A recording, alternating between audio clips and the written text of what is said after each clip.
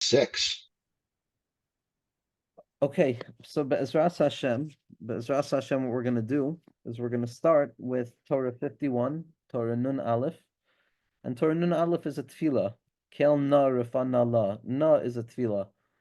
When a person expresses na, it's an expression of powerlessness. It's an expression of gratitude to the fact that we at least have the ability to recognize our powerlessness. And it's when Moshe Rabbeinu, through the most powerful prayer of Kel na rifana la, that secret of na, that secret of please, and that's what this Torah is going to awaken within a person. The reason we're starting with this Torah now, and we'll try and go through it relatively quickly, or very quickly, because each word demands, and deserves all the time in the world, and we'll be choser back to it. But this is a Torah about the Os Aleph, ultimately. This is a Torah about the letter Aleph, and the letter Aleph contains above the upper Yud, the lower Yud, and the Vav that combines it, which is connected to Torah Vav, which is the Torah of Elul. And we're going to see how this is the secret of Tshuva. This Torah is the secret of Tshuva. So let's go and let's see what Rabbeinu has to say. So the basis of this Torah, is the Gemara in Maseches Chagiga, Daf Yud Daled. So Rabbi Akiva says, Kisha'atem magim la'avnei shayesh tahor, when you come to the chamber of hewn marble, al tomru mayim mayim, don't say water, water. Shene emar, because the pasuk says, dover shekarim lo yuchan leneged einav. Somebody who tells lies will not have the ability to stand or to face Hakadosh Baruch Hu. And so this Avnei Shayesh Tahor was Rabbi Akiva talking to the Chavraya Kadisha, the Arba Shenichnusu, the Pardes, and warning them about what they're going to see when they contemplate godliness. Now, there's a machlokas amongst Tosfos and Rabbeinu Hananel in terms of what was the Aliyah Lapardes. One says they were Ola B'Shem, they used the contemplation of Hashem's name in order to develop a state of connectivity and awareness of unity, or one Shita says they actually ascended upwards. And what Rav Itchemeyer points out is that it's not a stira. Both are the same. When a person contemplates something properly, it's as if they actually go up there. And so that's what the aliyah to the makom of Avnei Shayesh Tahor was. There's a room of Avnei Shayesh Tahor, of purified marble stones, and Rabbi Akiva is giving a simple warning, a seemingly simple but strange warning, which is that don't say mayim mayim, don't say water twice, because then you're going to fall prey to a lie, and then you won't have the ability of standing in front of HaKadosh Baruch Hu. So Zokt Rabbi Nachman. Ki hasheker mazik le'enayim begashmius ubruchnius. Okay, siyata d'shmaya, we're talking about eyes again.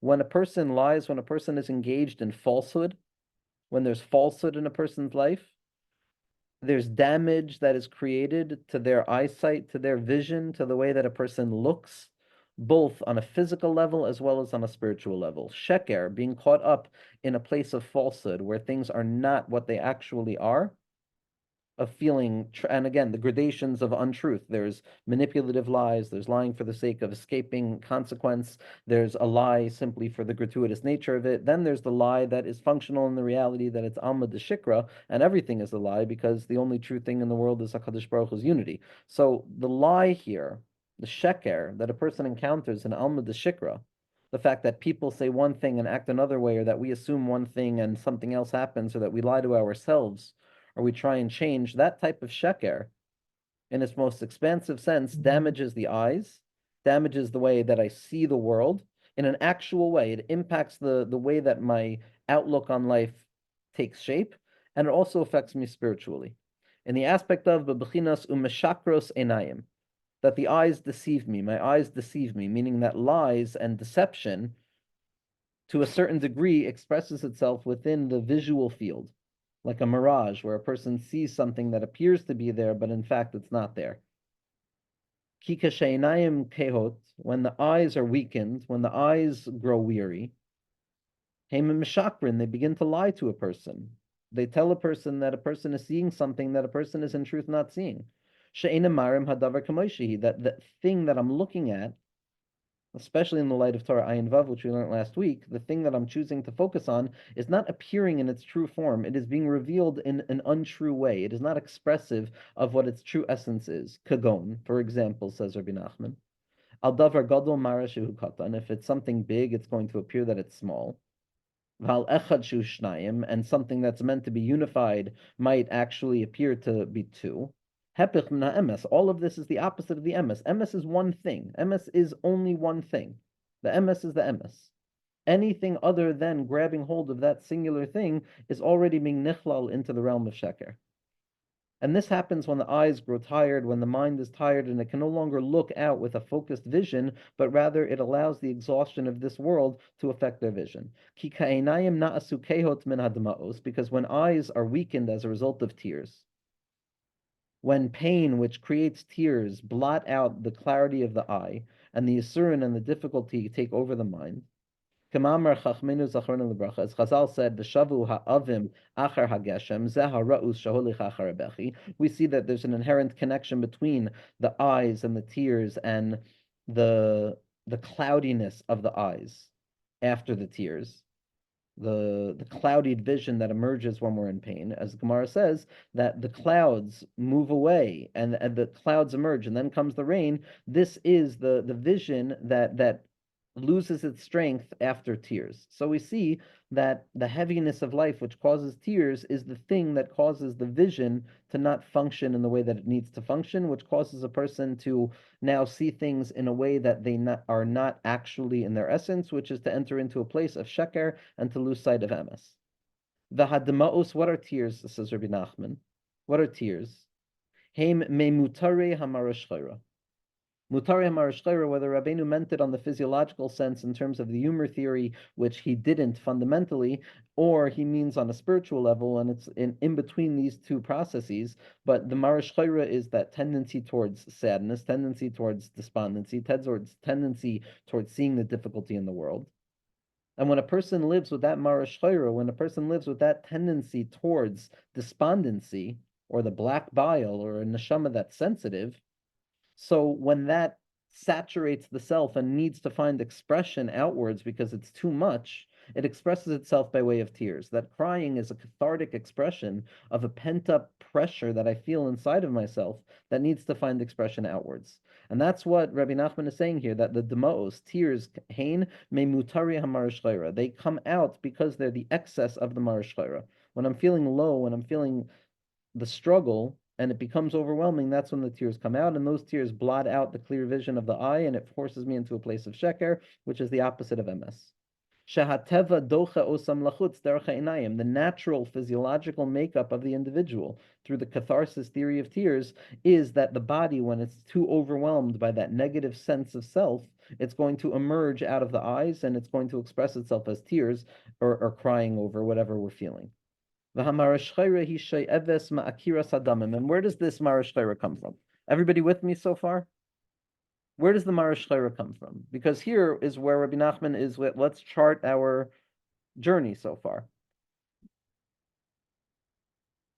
Lies block a person from seeing clearly. Why? Because falling into a place of falsehood means that my eyes have lost their ability to see things as they actually are.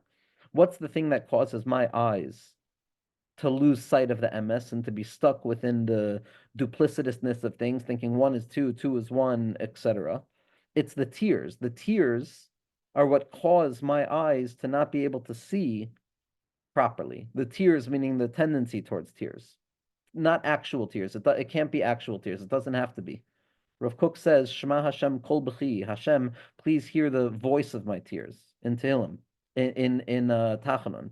And he says the voice of the tears is the awareness that even though we can't cry, we want to cry. And that itself is what HaKadosh Baruch Hu should hear. So everything we're talking about here in tears is also the bechina of tears. It doesn't mean if a person can't cry, then they don't have this thing. But the tears, the sadness, the marashchira, as it expresses itself outwards, it blots the eyes. And once the eyes are blotted out, so then I fall into sheker. But where does the marashchira come from? So the tears come from the marashchira, and the clouded vision comes from the tears. But where does the marashchira come from? So Dr. Binachman, "V'marashchira hisho eves me akiras hadamim, me akiras hadamim, the stoppage of the blood, the blockages within the body, the blockage of self, the blockage of the natural flow of the body in its natural functional state. When the body is operating at a base state and it's healthy, and it's not struggling, and it's not harming itself, and it's not denying it what it needs, but it's treating the body as the vessel towards spirituality that it actually is, and the light that it actually is, so then the dam runs smoothly. Akira sadamim, in this theory of disease, is when there's a congealment of the blood, when something is stopping up the body, when there's something that's preventing the natural flow of my typical physiological natural health, and it's causing a blockage. Stress, it's where things get caught up and blocked. And as a result of things getting caught up and blocked, it leads to that Marash Torah, which leads to the tears. So we have Akira Sadamim, which is the closeness of the self, the inability for the blood to flow properly, or the blood flowing too fast, etc., etc. That causes the Marash Torah, the bitterness, the constriction that a person feels, that hypersensitivity of not being okay, of feeling not right, which gives birth to the tears, which blot out the eyes, which leads us into a place of sheker. So the Akira Sadamim causes the sheker. And here Rabbi Nachman takes us back in this tautological, almost circular way, I'm sorry, where he says, the Akira Sadamim, but where does Akira Sadamim come from? Fine. So the tears come from Marash Torah, which come from Akira Sadamim. But where does Akira Sadamim come from? Akira Sadamim comes from Al Yidei HaSheker. Where do the blockages in my life come from? Where does my need to not enable myself to flow naturally in the way that I actually am and to show up the way I actually am? Where does that Akira Sadamim come from? It comes from lies. It comes from the fact that there's duplicitousness. It comes from the fact that there's difficulty. It comes from the fact that I'm hiding something. And as a result of that, that's where the Akira Sadamim comes from. So we have, again, just to work our way through the system, from the bottom up now. First, the person falls into sheker. There's a reason that I can't be my full self. I can't show myself fully in each situation, and Mamela, I'm in a state of sheker. As a result of that, I cause Akira Sadamim, a blockage of the blood and the stoppage of the natural flow of self, because I have to be in two different places at once. And once that Akira Sadamim takes place, so then the Marash Torah begins to take shape, and a person begins to feel broken and sabrachin. And when that brokenness and sabrachin kind of the Marash Torah gets so overwhelming that the body needs to find some way of expressing itself, it expresses itself by way of tears. And when the tears block the eyes, it causes a doubled vision, where I can no longer see things clearly. And when I can no longer see things clearly, I care instead of a place of envy. So we find that really all along it was sheker that brought me into a place of sheker. Everybody with me on that? Doesn't Rabbi Nachman say somewhere? Tell me. Doesn't Rabbeinu say something about fat also coming from sheker, like a person who is overweight? It could be. It could be. I don't have. I mean, all of these inyanim, all of the whole body system, the whole body. And also we see it's a vicious cycle, right? That it leads into itself. Eat because I'm unhappy, and I'm unhappy because I eat. Meaning, Well, not even. I'm saying if all this comes from sheker, and we came from the problems with your sight also coming from sheker. You know, if you look at the circle, it's not now it's a circle. The way that the body functions, it operates in that self-fulfilling prophetic process. It's the same way with our thinking, and it's the same way in how we're going to get out of it as well. But in terms of Rabbi Nachman's diagnostics, I think that you'll find many causes for many symptoms. And I think that Rav Avram Sutton did an incredible job in Anatomy for the Soul, where he really gathers together, I think it's a BRI publication, Anatomy of the Soul, but where every single part of the body, every single ailment of the body, every rectification of the body is expressed as it's described in the writings of Rabbi Nachman. So the symptomology and the pharmacy of Rabbeinu is large. So I can't speak to the eating element of it, but over here we're identifying it with the sheker, and then it teaches us that sheker begets more sheker. And so let's go weiter. Why is the thickening of the blood come about by way of lies? That a person cannot speak an untruth until they stop their blood flow. Meaning to say, until a person pivots and really forces themselves to be what they are not, to say something that is not true, to present myself in a way that I am not truly that way, that demands a pivot. That demands a deliberate shift from the natural flow of who I actually am. And in that pivot towards becoming something that I not actually am, I am experiencing that akira sadamim, that thickening of the blood, that stoppage of the blood that enables me to say sheker, because now I'm no longer one. MS is one, sheker is two. In order for me to become two, I have to stop myself and then start my new narrative again in that falsehood. If I'm telling the truth, there's no need for me to do that start and stop, because even I'm always myself in the realm of MS. But there's an impossibility of speaking sheker until a person chooses to actively pause how they have been until that moment and then to recreate themselves in a different way. And that's the secret of that ki efshar ledaber sheker ad she'aker es damav, ve'emes efshar ledaber ki im kishemezachich mikodem es adamim. And just as sheker cannot be spoken until a person actively chooses to stop and then restart again, which is that blockage of the natural flow, so too true emes cannot be revealed until a person has aligned themselves. Until a person has aligned themselves from the top, the middle, and the bottom to be who they are through and through in the secret of emes, which is opening up all of those closed pockets of energy that have been needed in order for us to present ourselves in other ways than how we actually are. Ki ikar hadibur hu anefesh. Why is it that a person cannot speak falsehood until they stop their blood, which is the nefesh, ki adam hu anefesh, or that they can't speak truth until they allow their blood to flow? Why is it? Ki ikar hadibur hu hanefesh. The essential nature of speech is the nefesh itself. Speech is not some secondary symptom of being human. Speech is fundamentally connected to the very basic expression of my nefesh. And if there's something wrong in my nefesh, if my dam is stopping because of the sheker, and my dam is not flowing because of the emes, so then obviously I can't speak, because speech is dependent upon a rectification of the nefesh itself.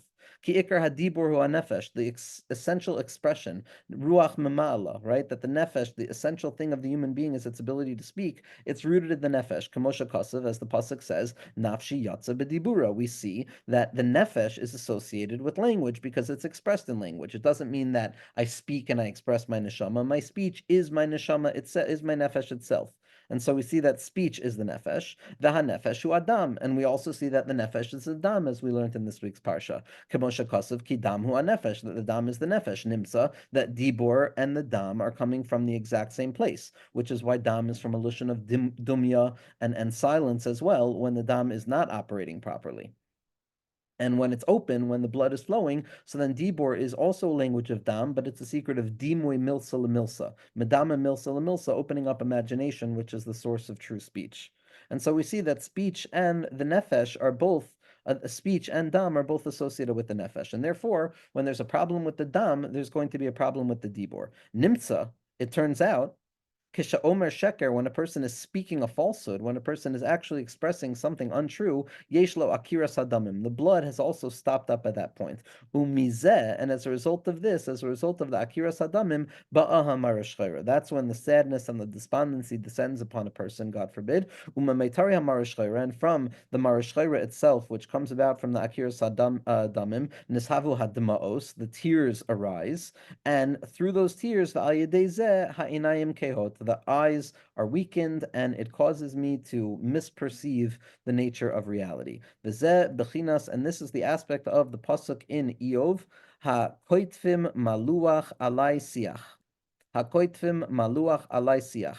Maluach zeh bechinas demaos. What is that salted thing? It's the element of tears, which tastes salty. There's a salt water. Shehem mayim meluchim. Tears represent mayim meluchim, meaning they seem to satisfy, but they only create more thirst. Sheba al yedei hasicha. They come about through siach. So Rabbeinu is looking at this pasuk and he's saying, hakoitvim maluach ali siach. There's something maluach that comes about through speech. What does it mean? It means that the maluach are the demaos, the tears that block my vision and cause me to see double in this world. And where does all of that come from? Ultimately, it comes from the akira sadamim, which is the nefesh itself, which is the shorish of my siach, which is when I'm speaking falsehood. Maluach ze bechinas demos, shehemayim maluchim. Tears are salted water. Sheba al yedei sicha, that emerge through my speech. V'ze bechinas al tomru mayim mayim. This is why when Rabbi Akiva warns his chavraya to ensure that they're properly grasping the unity of HaKadosh Baruch Hu and seeing the unity of HaKadosh Baruch Hu, which is the essential truth, Hashem Elokechem Emes, and wanting to ensure that they see it in the right way, because someone who doesn't speak truth will not be able to stand in front of HaKadosh Baruch Hu. So Rabbi Akiva is being very medayik and saying, Al tomru mayim mayim. Do not say mayim mayim. Because it's not the question of whether you'll see mayim mayim. The nature of this world is to behold a lie, first and foremost. It's called an Alma de Shikra. The world is a lie, in the sense that it's post-Simsum. Memela, the lie aspect of this world is the natural reality. But to say the lie, to say mayim, that's when I'm being poigim in my nefesh. That's when I'm creating that akira sadamim, which creates this whole negative process. So Dr. Nachman, this is why Rabbi Akiva says, Al tomru mayim, shu ha'ara al hasheker, which is a warning about telling a lie, because in truth, there's only one mayim. And to say mayim would be to mistake the unity of Hashem. And that's why, Kemosha Siyim Sham, as Rabbi Akiva ends over there, Shene'emar Dover Shekerem Lo Yichon, that the whole issue with saying mayim, of ascending upwards to Shemayim, of ascending upwards to the place of the Pardes, and instead of seeing the ultimate unity of HaKadosh Baruch Hu, and being able to say Enon Milvado, and being able to be aware of the fact that everything that takes place, no matter how ugly or difficult it is also part and parcel of the unity. And to say mayim, and to say, no, there's not only one form of water. There's mayim, there's good water and there's bad water. There's mayim elyonim and there's mayim tachtonim, God forbid, as if they're actually separate. That's the deepest lie imaginable. That's seeing a separation between reality and HaKadosh Baruch Hu. So when Rabbi Akiva is warning the Chavraya not to fall into the trap of seeing splitness because there's good and bad in the world, which we're obviously aware of, he's warning us to ensure that do not say mayim. Don't fall into the trap of the lie, because if you fall into the trap of the lie, then you go through the process of akira sadamim to marashtaira to the dma'os, which causes further bilbul of the einayim. Don't say mayim. Heim b'china sheker. Mayim. Saying mayim, saying that there's two of something in reality is a lie. Because einon milvado, the only true thing is the fact that HaKadosh Baruch Hu is echad. And so to say mayim is the lie. Heim b'chinas sheker, shu b'chinas dma'os, which causes the tears. Shem mayim meluchim, which are the salty water. Ki hashoyse mayim marvet simono. Because somebody who drinks, it's amazing that we chose this Torah. We saw this in Ayin Vav last week also. Someone who drinks water, it quenches their thirst. Achashoyse mayim meluchim, but somebody who drinks salted water, lo dai she'enu marvet simono. It's not enough that it doesn't satisfy them in their thirst. It adds more thirst, which throws us into the issue of Ayin Vav, which is the riboy tzima'on, which leads to the exhaustion of the soul. Till God forbid, if a person feels that undying thirst that's never going to be satisfied because we've never brought something into a kli, so then what happens is, what's the danger of not having a satisfaction to our thirst? It's that the human being cannot survive without satisfying their thirst. Avada, we can't fully satisfy our thirst, but there will always be an attempt. And if a person feels that they can't satisfy it from spirituality, then they're going to go elsewhere to learn to satisfy their thirst. The alkei nikra hasheker mayim. That's what sheker is referred to as mayim. It's referred to as literally this mistaken place of seeing duality, of splitness. Shehu hasheker, that sheker. Shne'emar, as the pasuk says, dover shekerem lo yichon leneged einav. He who speaks falsehood will have no ability to stand in front of my face. Chevra, good so far? Let's go weiter. So now Rabbeinu wants to take us to a deeper place. Where does the reality of falsehood come from? Why is there falsehood? How could there be falsehood? If Hashem Elokechem Emes, we find ourselves caught up in this trap of falling prey to lies and the tears and the sadness and the despondency and the splitness that comes about as a result of lies. And that's rooted truly in our need to protect ourselves from the Iker lie, which is saying mayim, which is thinking that there's anything but HaKadosh Baruch Hu in this world. But when it comes to that Iker lie, which is the lie that HaKadosh Baruch Hu is split, God forbid, that there's mayim, there's tov and ra, where does such a lie come from? Where does such a notion come from if the emes la'amiso is ein on milvado and the achdus of HaKadosh Baruch Hu and Shema Yisrael Hashem Elokeinu Hashem Echad, and we say Baruch Dein Emes and we say Hatov V'Ametiv, and we're fundamentally aware that everything is nichla with the unity? Where does such a lie come from? That's what Rabbi Nachman wants to ask. And Zok the Heilige Rebbe, the Hisavus HaSheker, where does the emergence of falsehood come from? Because this is the radical nature of Rabbeinu. Everyone else will say that falsehood is just a symptom of being human. But for Rabbeinu, everything is reflective of the unity of HaKadosh Baruch Hu in this world through our own experiences, through the Torah and the mitzvos. And therefore, everything that we encounter needs to have a root above. Even the tzimtzum, even the sheker has to have a root above, as we saw in Torah Samach Daled. So the secret is, where does the sheker come from? Shuhu hara. And now Rabbi Nachman is making a clear categorical connection. The sheker that we're talking about is the reality of negativity. From where does there emerge the possibility of evil in this world, something that appears to be devoid of the light of HaKadosh Baruch Hu, something that appears to be so antithetical to the secret of Hashem's unity to the degree that we can come and, God forbid, think that there's good and bad and they operate separately, God forbid. Where does such a notion of the sheker and the ra, which is the aspect of tumah, where do all of these things come from? And Zakt Rabbeinu, hu machmas harichuk me'echad. The farther a person is from unity, the farther a person is from oneness, the farther a person is from the awareness that all that exists is the singular unity of HaKadosh Baruch Hu that contains all opposites within it, that is where the sheker, the ra, and the tumah is going to come from. The more I distance myself from the nakuda of echad. Ki hara hu negdius. What's evil at its source? Negdius, otherness, something that stands pitted against the ikr nakuda.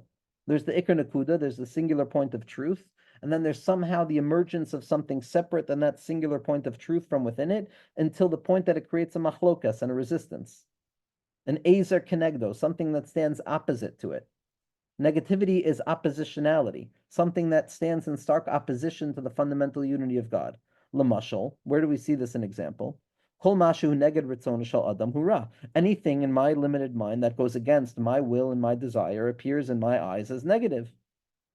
But be'echad, but when everything is unified, and all there is one thing revealing itself over and over, ain't shayach negdius. There's no reality of something other. There's no reality of opposition.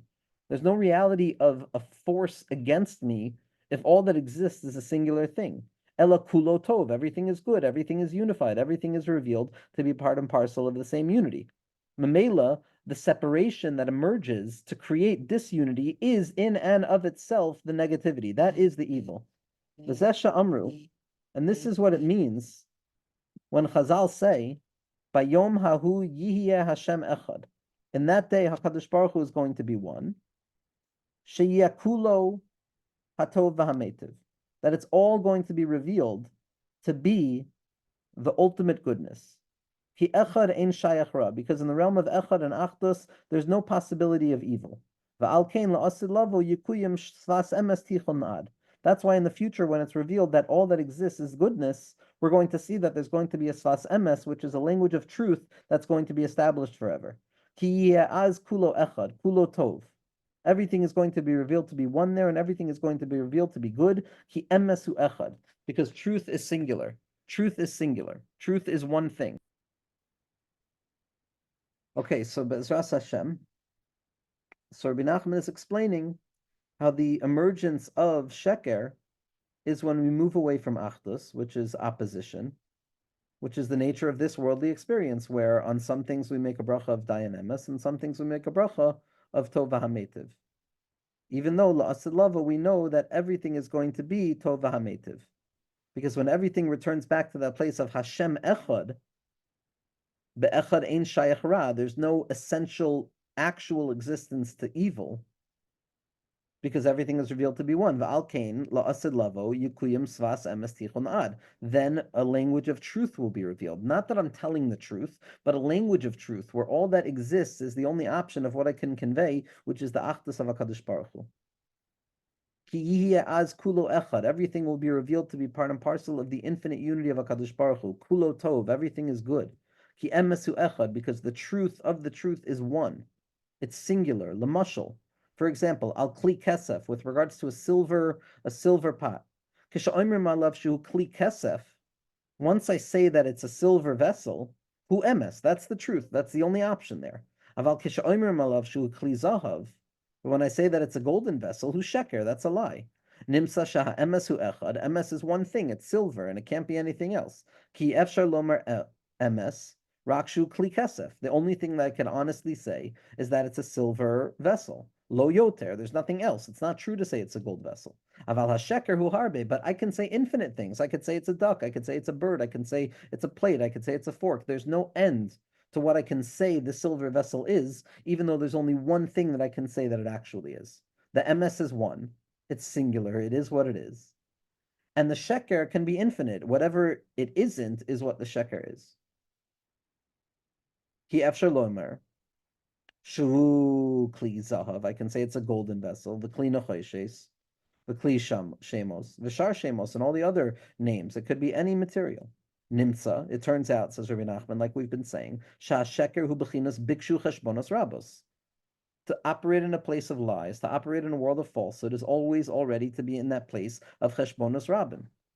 HaKadosh Baruch Hu is asam as adam yashar. The person was meant to live with a straightness, as the pasuk in Kayala says.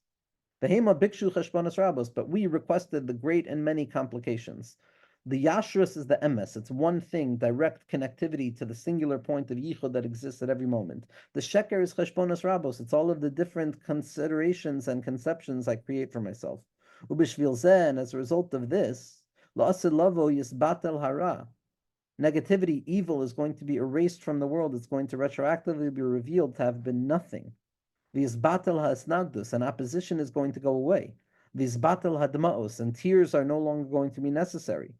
K'meshakasuv lo yareyu, that there's not going to be evil, there's not going to be destruction. Hainu bittel hara. Negativity is going to be erased. V'chsiv, and the pasuk says, v'ger ze'ev im kezves v'namer im gedi. Like we said, that the shalom over here is not that it's all one thing. Obviously, there's different things, but they're all shown to be part and parcel of the oneness.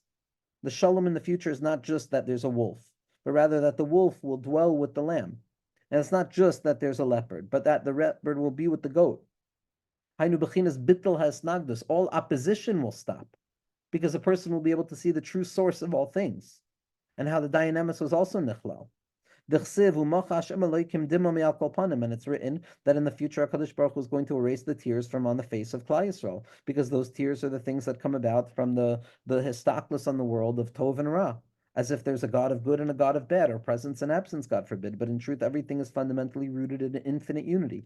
Hanu bittul hadmaos, tears will no longer be necessary. Shem b'chinas sheker, they're an aspect of the lies. Because at that point Hashem's name and his essence are going to be unified. Shu kulo tov, everything is good, everything is revealed to be good. Kulo tov, everything is good. Kulo emes, everything is true. Va'al kain, and therefore la'asid lavu yisbatel hatuma. Like we said before, tuma, impurity, is synonymous with the lie, is synonymous with negativity, because again, where does impurity come from? Why is there a metzius of impurity? How could there be a metzius of impurity if HaKadosh Baruch Hu is present everywhere? But Zaktehe Rebbe, that Tumma and Sheker are both emergent in the same process. They both represent the movement away from Achdus into splitness, into doubled nature. Like the pasuk says, "Ve'esruach hatuma avir min haaretz," that HaKadosh Baruch Hu is going to reveal goodness and he's going to get rid of the spirit of impurity. Ki aziyah kulo echad, everything is going to be unified, everything is going to be one. As the pasuk says, "Mi yitain tahor mitamei loy echad," meaning when a person lives in a world of tamei and tahor, it means they're operating in a place of lo echad. When I'm not holding by a place of echad and everything is unified, then I start seeing the world in a split vision of tumma and tahara, of things I can connect to and things I shouldn't connect to, things that draw me close and things that draw me far. Because before the creation of the world, we discussed how existence always existed in a state of potential, even though it wasn't created yet. So potential didn't need to be actualized. Everything was echad, kavyachol. Kodem sheyutziu el apoel. Before the tzimtzum, before Hashem created something other than himself, before the first lie, which is a movement away from echad, is the tzimtzum. The biggest lie ever told is the tzimtzum. Except that we know that tzimtzum ain't a kipshuto, so it's a joke. We transform the lie into a joke. Tzimtzum kipshuto is a lie. Tzimtzum she'ena kipshuto is a joke. And the joke is where the laughter comes from. The lie is where the suffering comes from. And so, before HaKadosh Baruch Hu allowed this world and existence to come out of his absolute unity, kavyachol, haya kulo echad, v'kulo emes, v'kulo tov, v'kulo kadosh. all of existence in its potential form, which was an existent that wasn't in existence yet. It wasn't different than the infinite, but it wasn't identified with the infinite either. It was all one, it was all true, it was all good, and it was all holy. There was no tum and tahara. Afilu shem tahor lo haya shayach lomer. There was no tahara, because the concept of tahara predicates the nature of tuma and tahara. You don't have tahara without tuma, which implies already a descent away from echad. So over there, it was all kadosh. There was no tahor or tameh. Ki tahor in shayach ala kashiyesh tuma. There's no need for tahara unless there's tuma. If there's tuma, then there's tahara. So that's only operating in a place of splitness. But before, it was all echad. The nature of tahara is that it comes after tuma. That's already a split bag. That's already being found in Almud Shikra, from the Eitzadas Tov V'Ra, where things are split now. Aval kish kulo echad, but when everything was one, prior to separation, prior to tzimtzum, prior to birth, ein sham b'chinas cheshbonos rabim. There's no reboy of thoughts. There's no considerations. There's no complications. Shu ikar hara v'hatuma kenis kaleel, which is the essential place of negativity, of thinking that there's something other than HaKadosh Baruch Hu, the essential place of impurity. Ki atara hu b'chinas hamemutza ben HaKadosh v'hatuma. Because in truth, even though tahara is avada, a good thing, it's only necessary when there becomes an existence of tuma. So now there needs to be an intermediary stage between kedusha and tuma, and that's tahara. That tahara is the way that something tameh now goes back to its original state so that it can be revealed to be kadosh. So prior to creation of splitness, there wasn't even the concept of tahara. There was no need for tahara. All that existed was kedusha. Is that the connection? Is that the concept of tshuva, in a sense? Avada. Like Rabbi Akiva says, where does Rabbi Akiva use these lashonos again? Ashreichem Yisrael, lifnei mi atem mitarim u'mi mitar eschem, avichem shamashamayim. The mikvah only works if you're not saying mayim mayim. If you're saying mayim mayim, then it's not a kosher mikvah. And so you don't have the mi mitar eschem. Avad you do, because everyone's tahor and everyone's kadosh, even if they're not tahor and kadosh. But the mikvah tahara of Rabbi Akiva is dependent upon the awareness of al tomer mayim mayim, which is the awareness that the tuma is only there to be brought back into tahara, then to get me back to a place of kedusha where there's no existence of the possibility of tuma and tahara. The secret of tahara is that through it we rectify tuma. The notion of tahara, like you just said, Rabbi Yoni, the notion of tahara, this in-between that is a result of the split that comes about by the shift from echad into shnios, or apparent shnios, that comes about from the yitzia of the poyal from the koach, it's the element of bechira. In this world we live with bechira. Bechira by definition is dependent upon a splitness. There's good and there's bad, which means that bechira is dependent upon a lie. Which is why the Ravid, when he says to the Rambam, like, why are you telling me that I obviously have bechira? If you can't really explain it, the Ravid said it would have been better not to speak about it. Again, going back to this koach of al tomru, because bechira is the split bag of what happens when I leave the realm of achdus and I now need to choose. Shu memutza ben shnei devarim. Choice is always split between two things. V'zeh ein shayach kodem abriya. But before creation, there was no shaychus to bechira. There was no two things. There was only one thing. Sha'az hayakula echad, and everything was one thing. Ki echad ein shayach bechira, because when there's unity, when a person lives in the realm of yediyah, so then the bechira is happening through HaKadosh Baruch Hu. It's not happening through them. I don't have to go through the process of choosing each time. My body already knows what to do. The body keeps score of the true essence of itself, which is the light of unity. Sha'az hayukula echad, everything was unified. Ki echad ein shayach bechira, shu bechinas hatahara. So there was no need for tahara. All there was kedusha. But when HaKadosh Baruch Hu allowed existence to emerge from within that impossible potential of limitation that existed within the infinite, in the secret of the tzimtzum, which is the gilui from within towards the outside, immediately tahara emerged. Immediately the possibility of tahara, Gan Eden, the tahara of Gan Eden, the nahar hayotzimi Eden. Now that HaKadosh Baruch Hu allowed existence and tzimtzum to emerge out of himself, kaviyachol, there was no longer absolute oneness, but now there appeared to be two things, meaning to say, bechinas ha'echad ve'habriya, the achdus of HaKadosh Baruch Hu, and existence that now came out of the achdus of HaKadosh Baruch Hu. Does that mean that, sorry, does that mean when you think about Bechira, it's like living in a non-Bechira world. You know what I'm saying? Boicher biyadiyah.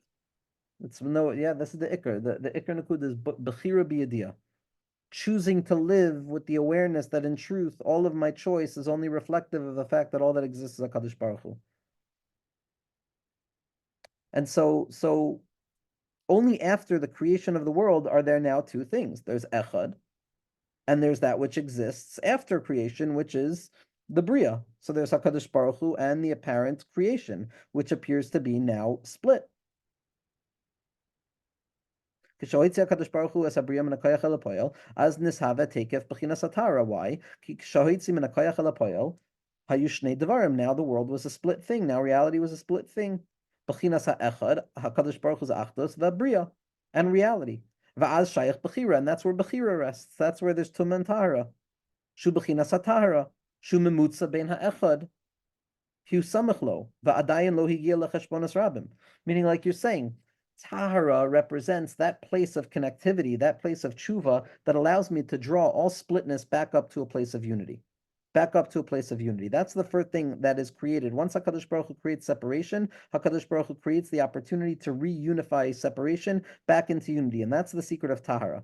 That's the secret of Bechira that emerges immediately when a person is aware that they're separate from HaKadosh Baruch Hu, which is the in-between between the achdus of HaKadosh Baruch Hu and separation. Why? Ki hu samachlo. Tahara is close to the unity of HaKadosh Baruch Hu. Va'adayin lo higia lecheshbonos rabim. It hasn't become tameh yet. We hadn't been kicked out of Gan Eden yet. Shaya ra v'hatuma. It wasn't yet negative. Achu roishim v'simen al ishtalshlis. But nevertheless, it hints to the fact that things are now unfolding from their original unity and descending down into the possibility of splitness. Sheyachol lehishtaltel v'yagia ad sheyeh ravatuma. Tahara implies to us the reality that this thing right now has the possibility of descending down into a place that becomes negative afterwards. We're no longer operating by the original unity. Even though it's good, even though it's tahor, even though it's beautiful, it's still susceptible to tumah. It's not tumah, but it's not achdus. And that's the first thing that emerges after the tzimtzum, where HaKadosh Baruch Hu creates the apparent separation between himself, Kavyachol, the unity of himself, and the separation of existence itself. The Alkein Kasav B'Zohar, because Tumah and Tara represent this reality, the Zohar Kadosh says, She'ikar achizas haTumah, where's the essential origination point of Tumah? Mesitra desmola, from the left side, from the secret of Tzimtzum, from the secret of contraction. It's the emergent symptom that happens the moment HaKadosh Baruch Hu allows his unity to be covered over. Because Tahara implies the fact that there's Tumah. And Tahara also implies that, oh my goodness, I could also become Tahar. I could also, Tumah implies that I could also become Tameh, God forbid. But nevertheless, because Tahara implies that I could fall down into Tumah, anytime I find myself in a state of Tumah, it means that I could ascend back up to a place of Tahara, which is the secret of what Rabbi Nachman says, perhaps, when he says, Imatama amin sheyicholim lekalkel, ta'amin sheyicholim letakein. If you believe that you can break, believe that you can fix. What's the breaking? Going from a state of Tahara into Tumah. If you believe that you can break and you could descend from Tahara into Tumah, then believe that you can fix, that you can ascend back up from Tumah into Tahara, because the two of them are fundamentally rooted in the same thing, because they're no longer operating in a place of Achdus. Because Tumah itself emerges from within Tahara itself, as the pasuk says, "V'tahartem mikol tumasechem," that the Tahara emerges from within the Tumah. Nimsa she'ikra achizas haTumah, the true expression of Tumah, emerges out of Tahara itself, which is no longer operating by a place of Achdus, shu b'chinas habechira, which is my ability to choose. V'Tahara hu b'chinas smol. And Tahara is the left side. It means that it's already emergence from the secret of the Tzimtzum. It's already part of a split reality. Shu b'chinas habechira, v'Taharu b'chinas smol, b'chinas levi, the aspect of din, the aspect of gvura in a refined way, the b'china of v'taharta es b'nei halevi, that the b'nei haleviim, which are the gvura, are associated with Tahara, the levi hu b'china smol, and the levi is the tzimtzum. Again, Rabbi Nachman is just showing us over and over how the notion of Tahara, even though it's a very good thing, nevertheless shows us and reveals to us the element of tzimtzum, the element of no longer operating by a place of unity as it is known.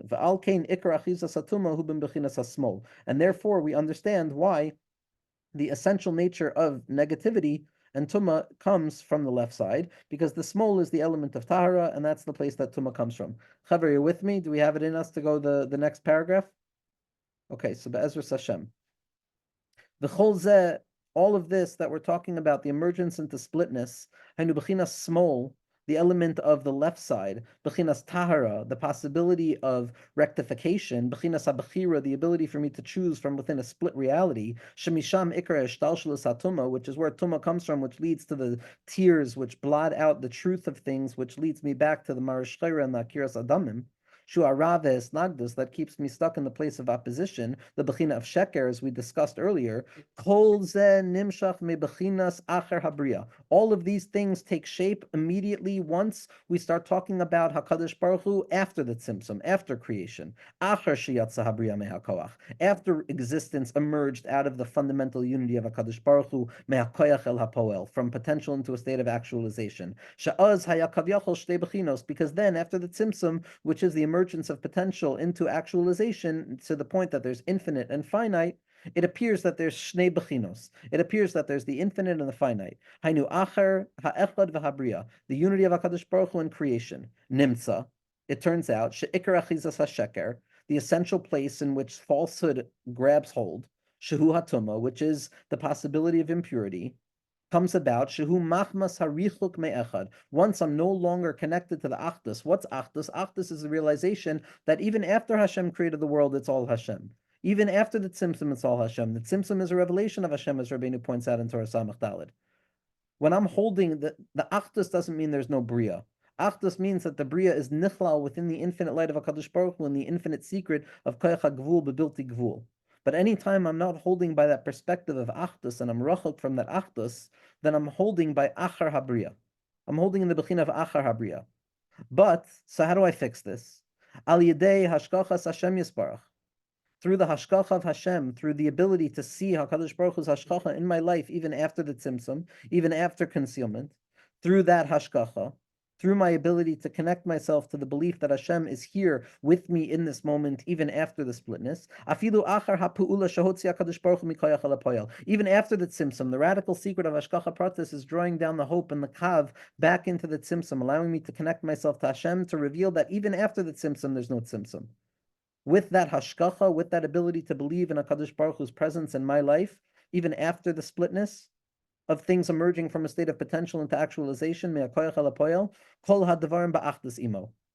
I come to see how everything is continued to be unified with HaKadosh Baruch Hu. And negativity only comes about from the place that I no longer am able to see hashkacha. When HaKadosh Baruch Hu Kavyachol throws something over his shoulder, Kavyachol, as if we're not paying attention to it or he's not paying attention to it. If I'm not paying attention to Hashem there, then it appears as bad. If I'm paying attention to Hashem there, then I have the ability to tap into the Hashkacha Pratis, which again is saying Baruch Dayan Emes, but it's seeing Baruch Dayan Emes within the context of the Achdus of a Boira, which is what enables me to draw down the light of Koidem Habriya, of before creation into after creation. Kiyadua. That negativity where I can't see the goodness, that's a distance from oneness. But by way of connecting myself to the true emes. What's the true emes? What's the true emes? The true emes is the hashkacha. The true emes is the fact that HaKadosh Baruch Hu is present in my life. That HaKadosh Baruch Hu is there with me in this moment. As the pasuk says, Einei be'ne'emane aretz, that the eyes of HaKadosh Baruch Hu are on those trustworthy individuals in the land. That the trustworthiness that we have, the emunah, the hashkacha, is what draws down the eyes of HaKadosh Baruch Hu. V'ayedei sheker shura, but sheker, which is negative, masir mimenu hashkacha Hashem yisparach. When I start seeing the world as a split thing, as the Chovas HaLevavos says, then I start living in a world that actually begins to feel like a real split thing, that HaKadosh Baruch Hu chas v'shalom, according to my hasaga, is going to be masir hashkacha mimeni. Where it seems to be that because I don't see HaKadosh Baruch Hu in my life, HaKadosh Baruch Hu is not going to be seen in my life, in the secret of Torah Reish Pei Beis. And that's what draws down the sheker. But Hashkacha, again, draws down the vision of the Achdus. It draws down the reconnectivity. It draws down the reconnection. Va'ayidei emes, through truth, Hashkachas Hashem Yisparach alav. HaKadosh Baruch Hu is there with me, afilu achar abriya. Kamei shekasav, as the pasuk says, Einei b'ne'emanei aretz. Va'ayidei hasheker shura, but through falsehood, which is negativity and evil, masir mimenu hashkachas Hashem Yisparach. Kamei shekasav, dover shechanim, dover shekarim lo yichon neged einav.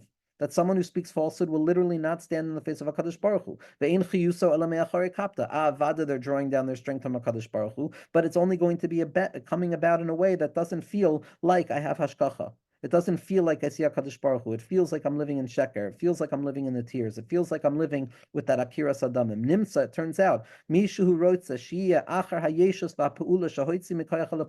it turns out that somebody who truly desires that after the tzimtzum, after the emergence of potential into a state of actualization and a splitness, somebody who shiyeh kulo echad, that they want to be able to taste of that achdus, that everything is one, shiyeh av v'ben ke'echad, that the son should continue to be contained within the father, the son, which is the potential and the actualization, is still unified with the av. The father is like HaKadosh Baruch Hu, koydem atzimtzum. The ben is the world itself. If we want to see how the ben is mechuber to the av, and how the potential is still in that state of pure potential even after actualization, Hainu Shiyeh Mikoidem, the way that it was beforehand, where the ben was nichlal in the av, where the poyal was nichlal in the koyach, where actualization was nichlal in potential, where the finite was nichlal in the infinite.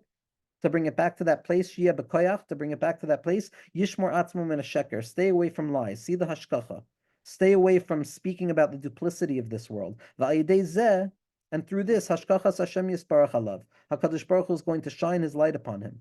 HaKadosh Baruch Hu's Hashkacha is going to be drawn down into the world. Hashem is going to be with that person, va'az kulo echad. And this, we can come back to the words of the Heilige Rabbi Akiva. Kesha'atem magiyim la'avnei shayish tahor. When you come to that chamber of yun marble, shayish tahor. What does it mean, shayish tahor? Hu bechinas achara pu'ula. The language of tahara means that there's tumah and tahara. It's after tzimtzum. Rabbi Akiva is saying you're coming up to that place of looking at HaKadosh Baruch Hu, but you're still seeing it from a place of after the tzimtzum, that there's a shaykhus to tahara. There's the possibility of tahara, which means that there's also the possibility of tumah, which means that it's after creation because it's a richuk me'echad. Shehu yesh, that means existence has taken place, because if there's tahara, that means there's existence, and it's after the tzimtzum. Va'az shayach sham tahor, and at that place there's the shaykhus of tahara. There's the shaykhus of seeing the good instead of the bad, but there's still shaykhus to good and bad. Im tirtza shiyeh kamoy koydem ha'pu'ula, shiyeh b'koach. If Rabbi Akiva says you want to go back to that place prior to the actualization, when everything still stood in a state of potential, that everything is echad, shayish tahor, you want that place to be fundamentally echad, shiyah av ben ke'echad, that you want the av and the ben to be like one. V'zehu kisha'atem magiyim la'avnei, when you come to the stones up there, avnei is av and ben, the unity of the ben within the av, of actualization within potential, the tzimtzum within the infinite. Shu b'chinas av v'ben kechada, the secret of actualization and potential even prior to the actualization of potential, meaning to say that the tzimtzum took place and the tzimtzum didn't take place, as Rabbi Nachman taught us. Nothing ever happened.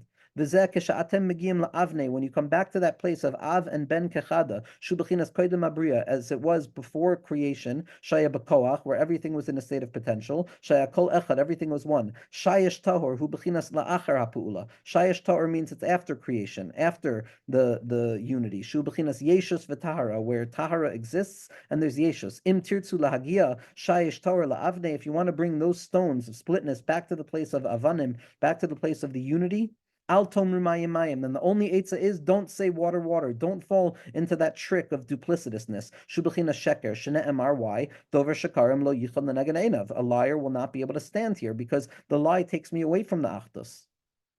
I forget about the hashkacha. Ki ayidei sheker hu meisir me'elav hashkacha sa Hashem yisbarach. By living in a world of falsehood where I see separation, then I'll begin to actually live, God forbid, in a world that feels as if it's actually separate. V'urachok me'echad, in a world of distance from unity.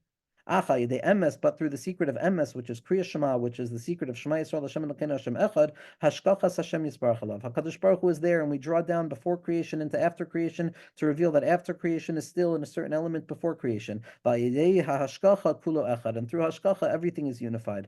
Kamosha Kodem Abriya, as it was before the Bria. The secret of Olam Haba, ayin lo ra'asa elikim zulasecha. No eye has been able to grab hold of it other than HaKadosh Baruch Hu. Because everything there is going to be unified. Lo yeh ayin sheyireh rak elokim zulasecha. The eye is not even going to be able to see because all it is you, Rebbeinu Shloim. Yes, we'll continue to exist within that unity and the miracle of what it means to be a Yid, to continue to exist even in the infinite, but there'll be no eye to see the unity because we'll be fundamentally connected because it's going to be the Ben and the Av Kechada. The Amar Az, and Rabbeinu said then, Shagam bazeh yesh kushya mashiyef shalahavin. And also here, there's a big question that's impossible to understand. How is it possible that if everything is going to be unified within the infinite light of HaKadosh Baruch Hu, that each and every person will have their own reward for their particular work? Meaning, if everything is unified, how can there be difference? So Zaktar bin Nachman, Zaktar bin Nassan, Lefi Avodasav Yigyasav B'Zah Olam B'Shvil Hashem Echad. How is a person going to be able to tell the difference? Nevertheless, Ki b'vadai gam b'hasof ha'achron lo yeh kulam shavim. Zaktar Rabbeinu, there's an answer. In the end, they're not all going to be equal. It's a radical secret of sameness and difference operating at once. Me'achar sheyeh kulo echad, even though everything is going to be one, so how could it be that each and every person will experience oneness in their own way? It's a secret that's impossible to understand, and the words are ancient. This nakuda that Rabbeinu brought up, I mamish have to run in a second. This nakuda that Rabbeinu brought up is the deepest secret of it all. How within the unity itself, there'll still be disunity, there'll still be separation. But be'emes, the fact that Rabbi Nassan brought it up as a question that doesn't have an answer, I believe means that the answer is hidden within the Torah that we just learned. Then, based on what we've said, the answer is pashut, that we can bring all of the separation of each person grabbing the unity a different way into the realm of unity and still see how that is not sheker, that's still achdus, that's still emes, it's just a different type of emes, be'ezras Hashem.